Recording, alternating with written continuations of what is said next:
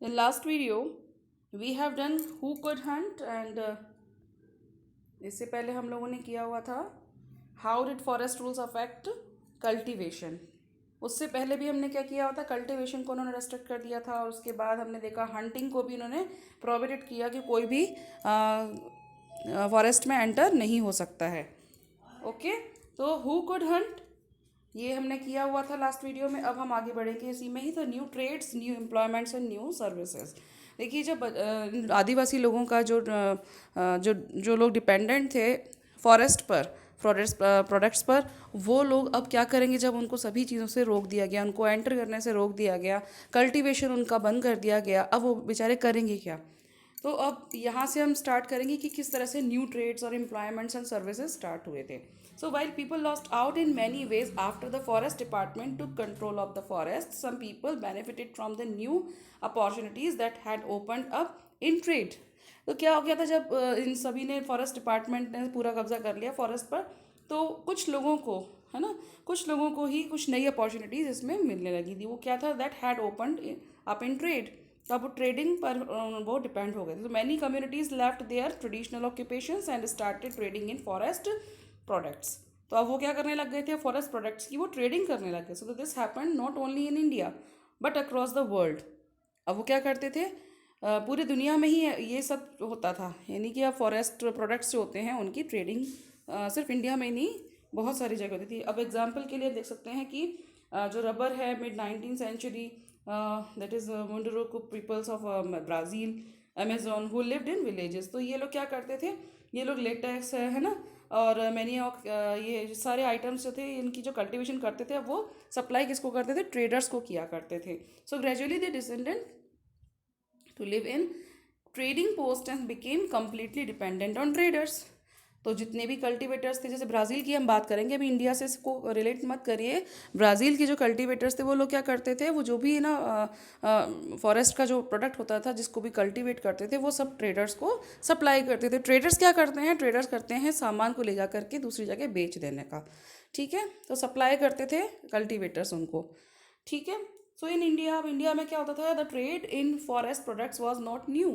कोई नई बात नहीं थी भाई ट्रेड फॉरेस्ट प्रोडक्ट्स के लिए, क्योंकि मिडिवल पीरियड में भी हम देख सकते हैं कि वहाँ उस ये रिकॉर्ड है कि आदिवासी जो कम्युनिटीज़ थे वो एलिफेंट हैं, good like hide, horns, silk, cocoons, ivory, bamboo, spices, fibre, grass, gum and resins through nomadic communities like Banjara. Banjara जो कम्युनिटी थी वो क्या करते थे, वो इन सभी चीज़ों को बेचा करते थे।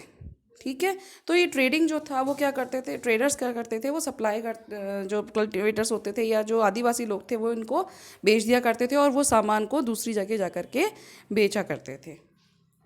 So with the coming of the British, however trade was completely regulated by government. देखिए यहाँ पर बहुत ज़्यादा ध्यान देने वाली बात है कि जो ट्रेड था वो कम्प्लीटली किसके थ्रू रेगुलेट होता था, वो गवर्नमेंट के थ्रू रेगुलेट होता था। Okay, so the British government gave many large European trading firms and sole right to trade in the forest products of particular areas।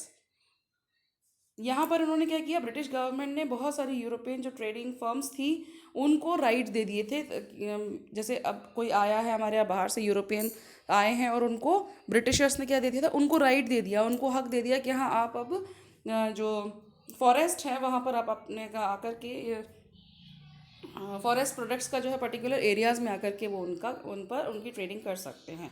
So grazing hunting by local people were restricted. आपको मालूम है grazing यानी कि अपने जानवरों को चराना है, हंटिंग है, bye local people were restricted. So in the process many pastoralist and nomadic communities like कोरावा, Karacha and Yerukala of the Madras Presidency lost their livelihoods. Some of them began to be called criminal tribes and were forced to work instead in factories, mines and plantation under government supervision. देखिए ये ध्यान रखिएगा क्योंकि इससे related questions आ जाते हैं जो मैं आपको दिखा रही हूँ। मैं इसको हाईलाइट कर देती हूँ तो आपको अच्छे से समझ में आ जाएगा। देखिए ये जो कोरावा है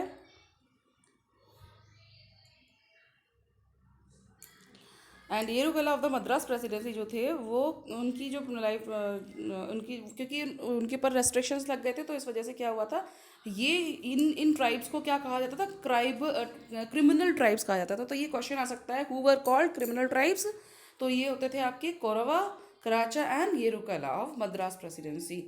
अब उनको जब उनके पास कुछ काम ही नहीं बचा था तो उनको फोर्स किया गया, क्योंकि अब उनको कुछ तो करना पड़ेगा अपनी लाइफ बचाने के लिए, उनको अपनी ज़िंदगी चलाने के लिए।